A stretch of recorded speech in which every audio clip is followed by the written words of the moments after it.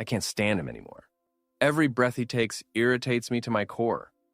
Those words, my wife's words, slice through me like a serrated knife, tearing not just my heart, but the entire fabric of what I thought was our life together. I'm Nathan Holloway, and until yesterday I thought I knew what love was. I believed it was this steadfast thing, something you nurture and grow through effort and commitment. For 8 years, I had poured everything into my marriage with Vanessa.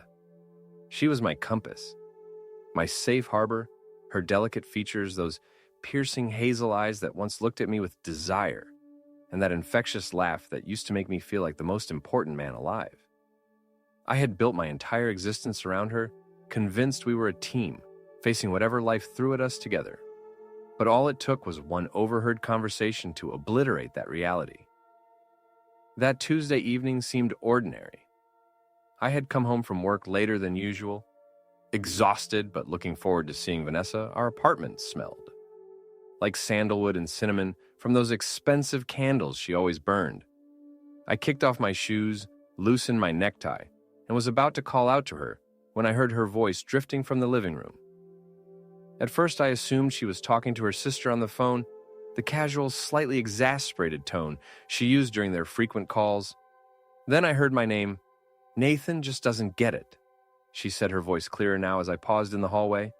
"I can't stand him anymore." I froze, my blood running cold in my veins. Every little thing he does annoys me. The way he breathes too loudly when he sleeps. How he chews with his mouth slightly open, even though I've pointed out 1,000 times. How predictable he is. Same routines, same jokes, same everything. I feel like I'm suffocating in a box of beige paint. The words hit me like physical blows. My heart pounded in my ears, nearly drowning out whatever was said next. I wanted to believe I'd misheard, that this was some sick joke or a misunderstanding. But there was no mistaking the raw frustration in her voice, the exhaustion that comes with a truth held back for too long. I should have stormed into the room, confronted her then and there. Instead, I stood frozen in the hallway shadow, gripping the doorframe so hard my knuckles turned white, as if it could somehow keep me from falling apart. Then her voice lowered, and what she said next shattered what remained of my world. "I haven't loved him in years, Jess. I don't know. I believe he's comfortable, reliable, but I don't want reliable anymore. I want to feel alive again." My chest constricted so tightly I forgot how to breathe. The love of my life, the woman I had devoted nearly a decade to, saw me as nothing more than a burden, a cage she was desperate to escape. I don't know how long I stood there drowning in the weight of those words. Part of me wanted to burst into the room and demand answers. Make her see the pain she had just inflicted without even realizing I was there. Another part of me wanted to disappear, to erase the last 8 years and pretend I had never heard any of it. But what I did next surprised even me. I turned around, walked to our bedroom, and grabbed a duffel bag from the closet. My hands trembled as I stuffed clothes inside, enough for a few days, maybe a week. My mind was blank, my body moving on autopilot. As I zipped up the bag, I caught a glimpse of our wedding photo on the dresser. Vanessa was radiant, her arms wrapped around me, her eyes seemingly full. L of love and promise. I stared at that photo, feeling like the world's biggest fool. Had it all been a lie? Had she been waiting for an excuse to leave this entire time? I clenched my jaw and tore my gaze away. Walking back down the hallway, I heard her laugh at something. A light, careless sound as if she hadn't just ripped my heart out of my chest and stomped on it with her designer boots. I stood there for a second, gripping the duffel bag, before stepping into the living room. She was sitting on our gray sectional phone pressed to her ear, smiling. That smile died the instant she saw me standing there, bag in hand. "Nathan." She blinked, confusion flickering across her face. "What are you doing?" I didn't answer right away. I let the silence stretch, watching as she shifted uncomfortably under my gaze. I wanted to see it. That moment when she realized I had heard everything. When the wall she had carefully built around her double life came crumbling down. And then I said, the only thing that felt right in that moment, I hope you find what you're looking for, Vanessa. Her lips parted slightly, but no words came out. I didn't wait for her to speak. I turned on my heel, walked to the front door and left. I didn't know where I was going. I didn't know what came next. All I knew was that I was done being someone's comfortable option. The cool night air hit me as I stepped outside, but I barely felt it. My mind was a blur, my heartbeat pounding in my ears. I didn't have a destination in mind, only that I needed to go. I climbed into my car, gripping the steering wheel so tightly my knuckles turned white. A deep, shaky breath left my lips, but it did nothing to steady me. Vanessa's words replayed over and over, in my mind like a cruel echo that wouldn't fade. I haven't loved him in years. I don't know how to leave. I should have been angry, furious. But all I felt was an unbearable hollowness, the kind of emptiness that settles deep in your bones, making you question everything you thought you knew. 8 years gone. I had spent 8 years of my life loving a woman who saw me as nothing more than a convenient placeholder. The worst part, I hadn't seen it coming. Not once. I stared at the road ahead, my vision blurring. I couldn't go to a friend's house. Most of our friends were mutual, and the last thing I wanted was to explain why I was showing up at their doorstep in the middle of the night with a duffel bag. My parents lived states away, and a hotel. That would only make this more real. I wasn't ready for that yet. So I drove. The roads were empty, streetlights casting long, ghostly shadows over the pavement. My hands tightened around the wheel as I replayed every moment in my marriage, looking for the cracks I had been too blind to see. The way Vanessa had slowly stopped reaching for my hand, the way she sighed when I talked about my day, the way she had started spending more time on her phone, smiling at texts I wasn't privy to. Had she been waiting for me to leave all along? I pulled into an empty parking lot near the harbor, my chest heaving with the weight of my thoughts. The waves crashed against the shore in the distance, steady and rhythmic, an unsettling contrast to the chaos inside me. I turned off the engine, resting my forehead against the steering wheel. For the first time since hearing those words, I let myself feel it. The betrayal, the heartbreak, the humiliation of knowing my wife had been pretending for years. I clenched my jaw, swallowing the lump in my throat. I wanted to believe that this was salvageable, that maybe this was just some fleeting frustration on her part. But those words weren't spoken in anger. They were spoken in truth. I had already lost her. I just hadn't realized it until now. Sudden vibration jolted me out of my thoughts, my phone lighting up in the darkness. Vanessa. For a long moment, I just stared at the screen. Then, against my better judgment, I answered, "Natan?" Her voice was hesitant, unsure. "Where are you?" I didn't respond. The silence stretched between us, heavy and suffocating. She exhaled. "Look, I don't know what's going on, but I heard you," I said quietly. A pause, then softer. "What I heard you, Vanessa." My voice was steady despite the storm raging inside me. I heard everything. The silence on the other end was deafening. She hesitated, "Nathan, I didn't mean, don't lie to me." Her breath hitched. Another silence. Then finally she said, "Where are you?" I could have told her, I could have given her the chance to fix this, to spin some excuse or beg for forgiveness, but I didn't want to hear it. So I hung up, and for the first time in years, I let myself accept the truth. I had spent almost a decade loving a woman who didn't love me back, and I wasn't going to waste another second of my life doing it. I didn't sleep that night. After hanging up on Vanessa, I just sat in my car, staring out at the dark ocean, stretching endlessly in front of me. The waves crashed against the shore, steady and relentless, oblivious to the storm inside me. My hands were still gripping the steering wheel, my knuckles white, my body rigid. like I was bracing for impact, even though the wreckage had already happened. At some point, I checked my phone again. 7 missed calls, 3 texts. The first was short. Vanessa, where are you? The second was more desperate. Vanessa, Nathan, come home. We need to talk. The third one made my stomach turn. Vanessa, you're being dramatic. Let's just be a do. LTS about this dramatic. I let out a bitter laugh, shaking my head. I had just overheard my wife say she couldn't stand me, that she hadn't loved me in years, and I was the one being dramatic. She had reduced our entire marriage to something inconvenient, something she was trapped in. And now she wanted to talk, like it was some casual misunderstanding. I threw my phone onto the passenger seat and rubbed my hands over my face. The exhaustion was creeping in, but there was no way I could sleep. My body was running on adrenaline and heartbreak. My mind, replaying every little moment I had ignored every warning sign I had chosen not to see.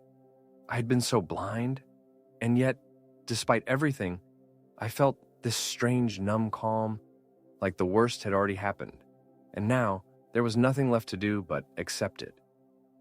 As the first hints of morning light crept over the horizon, I finally started my car again. I couldn't sit here forever.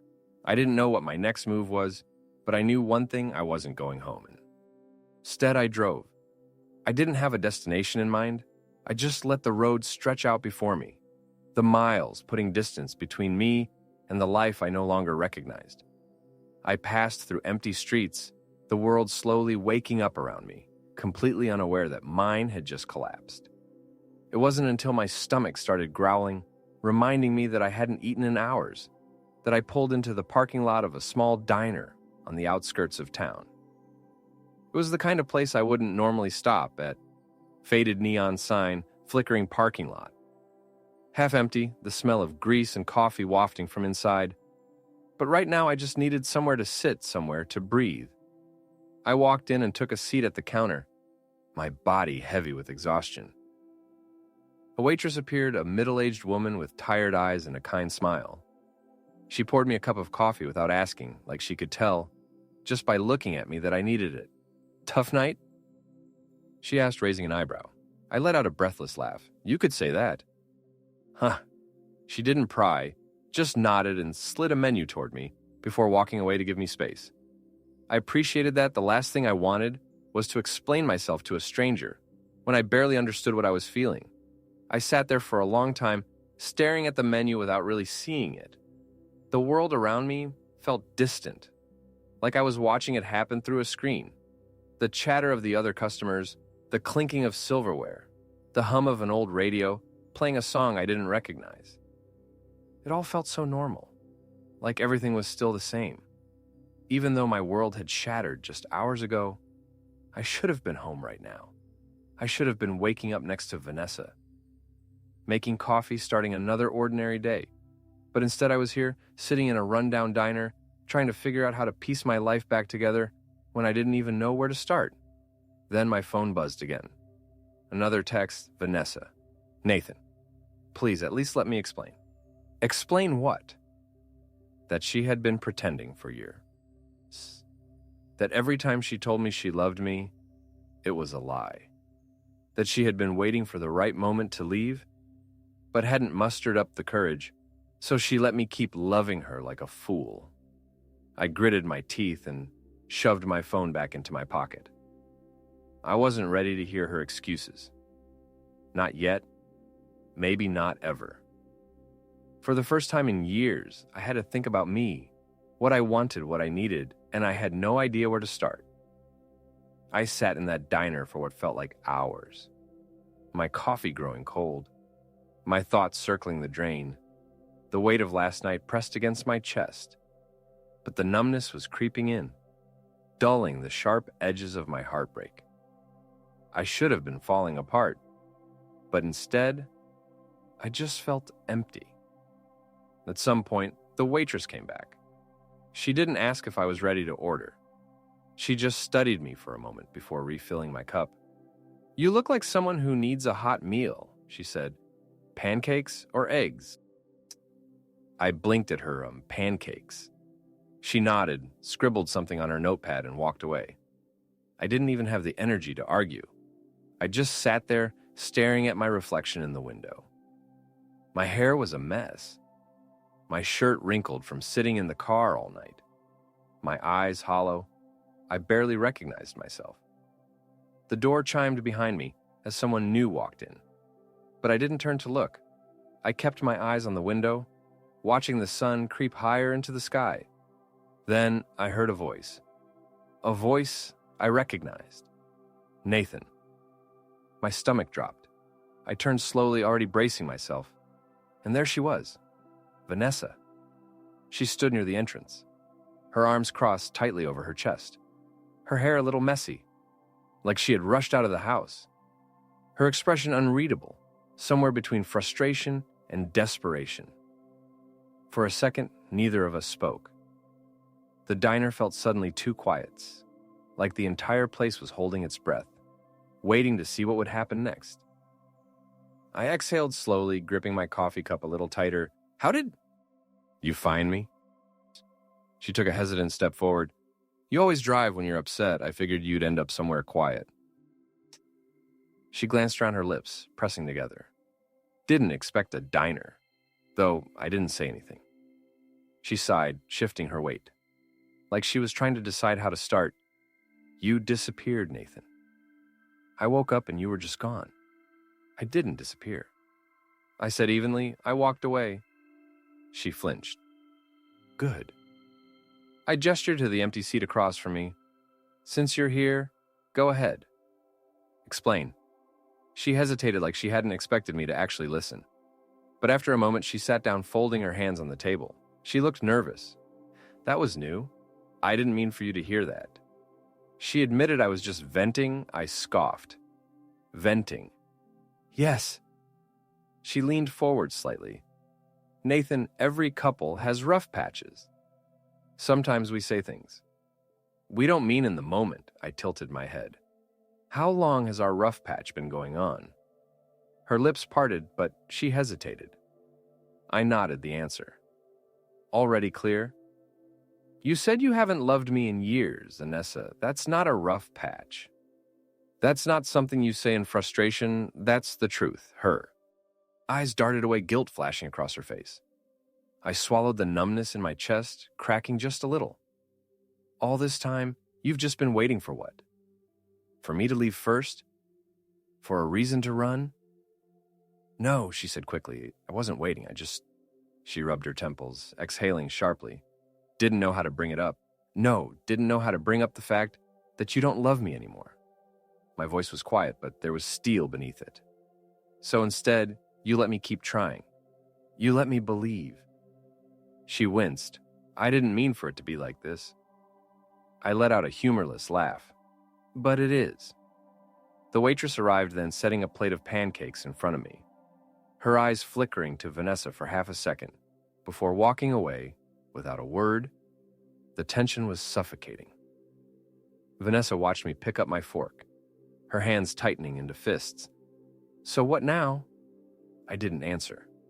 Right away, I took a slow bite of my food, letting the silence stretch. When I finally spoke, my voice was calm. I don't know yet. I admitted, but I'm not going to be your comfortable option anymore. Her face palled. For the first time since hearing those words, I finally felt like I had control again. Vanessa sat across from me, her face unreadable, but I knew her too well. She was nervous, she was scrambling. This wasn't how she had expected things to go. Maybe she thought I'd break down, beg for an explanation, fight to fix what was already broken beyond repair. But I wasn't playing into that. I wasn't going to be the man who begged to be loved. She opened her mouth like she wanted to say something, but then she hesitated. Instead, she reached for a sugar packet on the table, fidgeting with it, avoiding my gaze. I watched her carefully. After 8 years of marriage, I had learned to read the small things, the way she bit her lip when she was lying, the way her fingers tapped when she was holding back. I used to love those little quirks. Now I hated how well I still knew her. She finally sighed, her shoulders slumping. I'm not proud of what I said, she admitted. But yo, you have to understand I wasn't trying to hurt you. I took another slow bite of my food, barely tasting it. What were you trying to do? She frowned, shifting in her seat. I don't know, I guess I felt stuck for a long time, like I woke up one day and realized I wasn't the same person I was when we got married. She exhaled sharply, and I know that's not fair to you. I know I should have talked to you about it, but Nathan, you've never been good at seeing the signs. You always assume everything's fine. I stared at her because you let me think it was. She flinched, but didn't argue. I set my fork down, leaning forward slightly. Let me ask you something, Vanessa. If I hadn't overheard you, would you have ever told me? She looked away. That was all the answer I needed. I clenched my jaw, feeling my stomach twist. I had been married to a woman who was perfectly fine, living a lie, a woman who had chosen to stay not out of love, but because it was easier than leaving. The worst part. I still didn't know if she would have ever left on her own or if she would have just stayed miserable resenting me until we were both too old to change anything. She rubbed her temples. I don't know what you want me to say. I let out a breath, leaning back in my chair. That's the problem, Vanessa. You never do. For a long moment, neither of us spoke. The sounds of the diner hummed around us, the clinking of dishes, the low murmur of conversation, the old jukebox crackling in the background. Then she did something that caught me off guard. She reached across the table and placed her hand over mine. It was instinct to look at her then, and for the first time since this conversation started, I saw something raw in her expression. Not guilt, not regret, fear. I don't want to lose you, she admitted, her voice barely above a whisper. I blinked. Of all the things I had expected her to say, that wasn't one of them. I pulled my hand back, studying her. You don't want to lose me, but you don't love me. She swallowed hard. I don't know. I don't know if what we have is love anymore.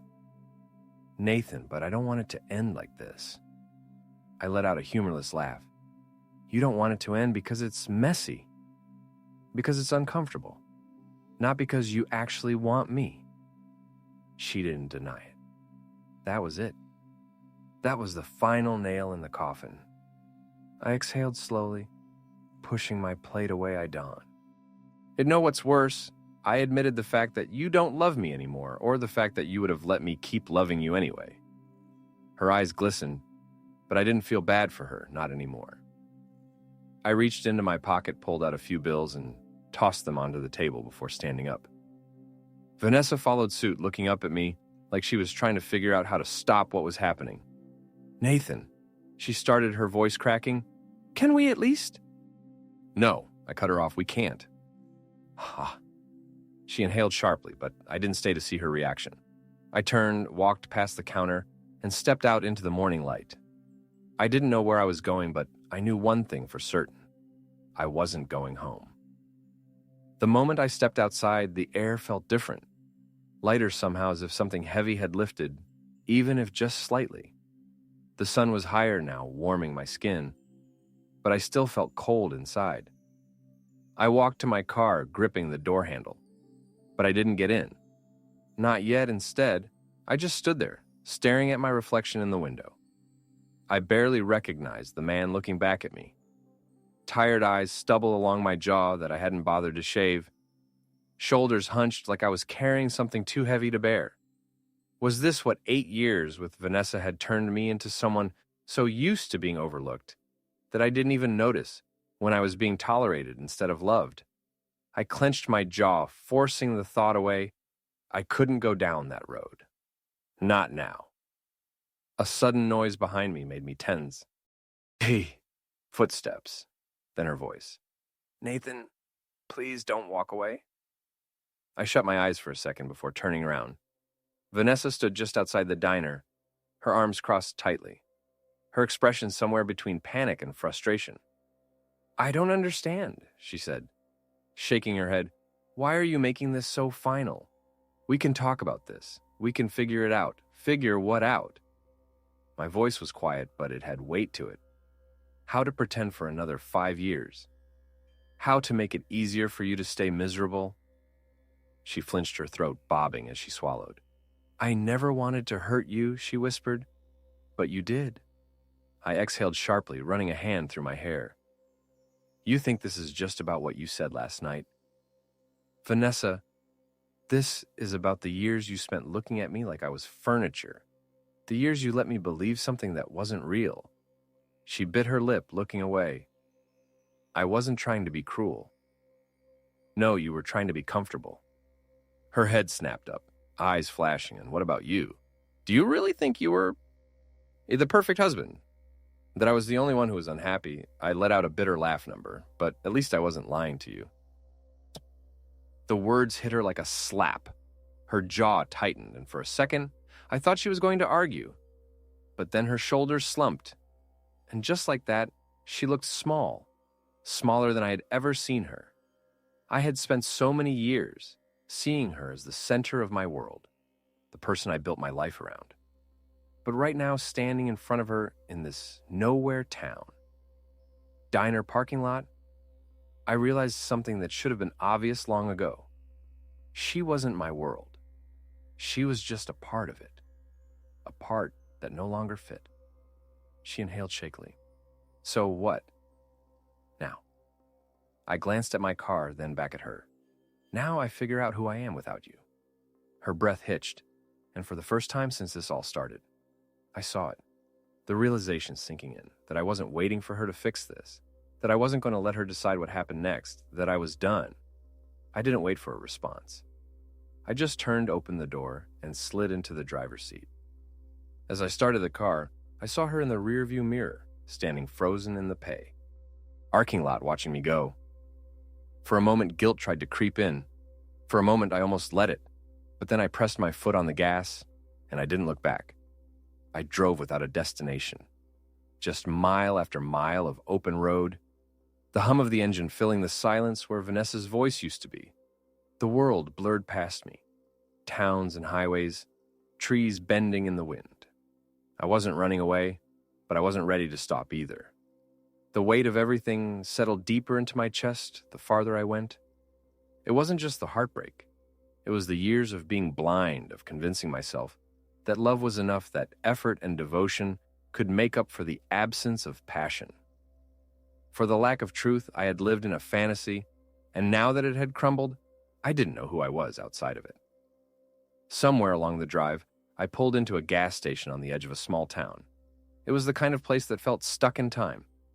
An old sign hanging over the pumps, a single rusted vending machine, buzzing near the entrance. I stepped out of the car, stretching my stiff limbs, the cool air stinging against my tired skin. Inside, the clerk barely looked up as I grabbed a bottle of water and a protein bar. But as I walked toward the counter, someone else caught my eye. A man stood near the back, flipping through a magazine. Older, maybe in his late 50s, with weathered hands and a thoughtful frown. Something about him seemed familiar, though I couldn't place it. Then, as if sensing my gaze, he looked up. His eyes locked onto mine. And for a second I saw a flicker of recognition. Then, he nodded, like he knew exactly what I was going through. "You look like you've been driving a long time," he said, his voice rough with age. I hesitated before nodding. "Yeah, trying to outrun something." A dry laugh escaped me, more like trying to figure out where I'm supposed to be. He set the magazine down and leaned on the counter. "That's the thing about leaving," he said. "You don't always know where you're going, but sometimes that's the best part," his words said. Led over me, heavier than I expected. I paid for my things and stepped back, outside the man's voice still echoing in my head. I hadn't thought about it that way. I had been so focused on what I had lost that I hadn't even considered what I might gain. Sat in my car, gripping the steering wheel, staring at the road ahead. For the first time in years, I didn't have to answer to anyone. I didn't have to be the man who came home on time, who made sure dinner was ready, who asked if Vanessa needed anything before thinking about himself. For the first time in years, I was free. The thought scared me, but it also felt good. I pulled out my phone, scrolling past Vanessa's unread messages. Instead, I opened my contacts and hovered over a name I hadn't thought about in too long. Marcus, my brother. We hadn't spoken much in the past few years. Life got in the way. Work, marriage, distance. But if there was anyone who would understand, it was him. I took a deep breath and hit call. It rang twice before he picked up. Nathan. His voice was groggy, like I had woken him up. Then, as if realizing the time, he cleared his throat. "Anne, it's been a while. Everything okay?" I hesitated, and then finally, I exhaled. "No," I admitted, "but I think I'm finally ready to figure out what okay looks like." Marcus didn't ask too many questions. He just listened.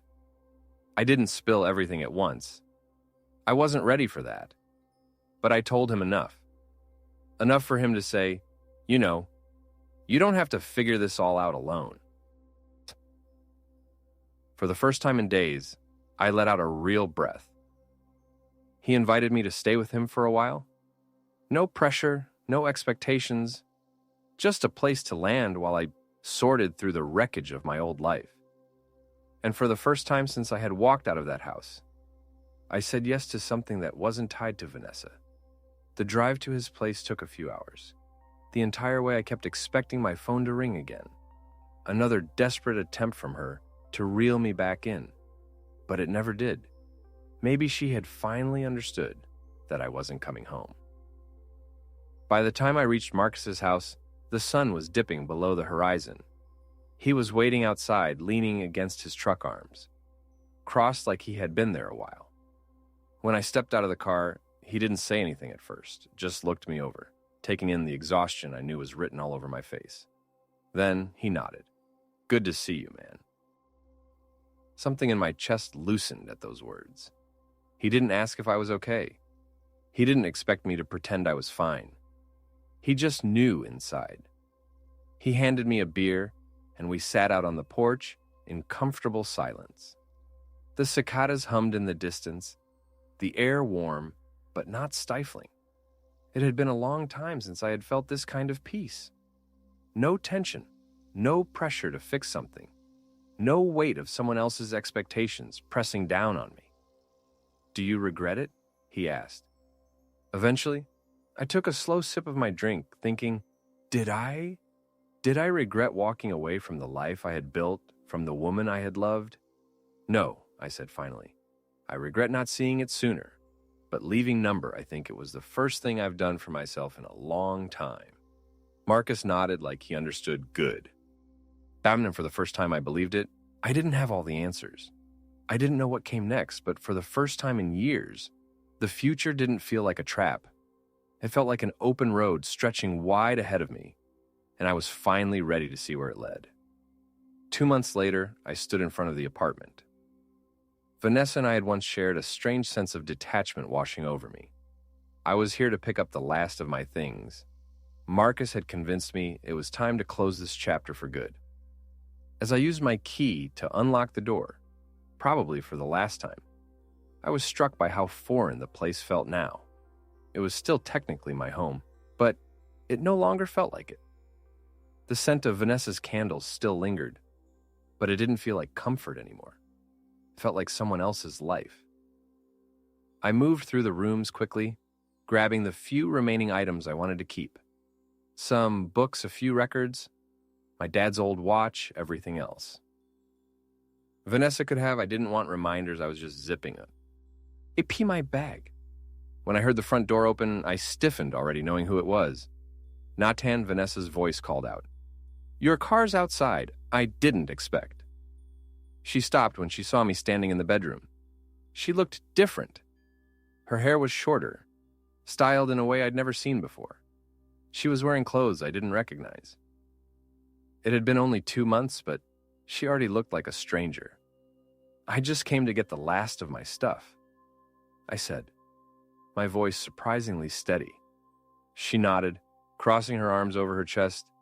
"I thought you might have sent Marcus." He offered, but I needed to do this myself. An awkward silence stretched between us. Once I would have rushed to fill it, desperate to ease any tension. Now I just let it be. "I filed the divorce papers," I said. "Finally. My lawyer should have sent them to you by now." She swallowed, nodding again. "I got them." "Good." I zipped up my bag and slung it over my shoulder. As I moved to walk past her, she reached out her fingers, grazing my arm. "Nathan, wait." Her voice was soft, most pleading. I've been thinking a lot about what happened, about what I said. I was wrong. I paused, looking at her, really looking at her. Once those words would have been enough. Once I would have dropped everything to try again. "It doesn't matter if you were wrong," I said quietly. "What matters is that it was true." Her eyes glistened. "But what if I don't want it to be true anymore? What if I realized what I lost?" I studied her face. The face I had once memorized. The face I had loved more than my own, and I felt nothing. No pain, no longing, no regret. "Then I'm sorry," I said, and I meant it. "But I'm not the same person I was 2 months ago. I'm not the man who would wait for you to decide if you wanted me. I finally found my own path, Vanessa, and it doesn't lead back here." A tear slipped down her cheek. "So this is really it?" I nodded. "This is really it." As I walked past her out of the bedroom that was no longer ours, out of the apartment that was no longer home, I didn't feel the crushing weight I had expected instead. I felt lighter with each step. Outside, the sun was shining the sky a brilliant blue. I took a deep breath, filling my lungs with the crisp air, and for the first time in a long while, I felt something I had almost forgotten, hope. I climbed into my car, tossed my bag onto the passenger seat, and started the engine. As I pulled away from the curb, I caught a glimpse of Vanessa in the rearview mirror, standing at the window, watching me go. But this time, I didn't feel guilty. This time, I didn't look back, so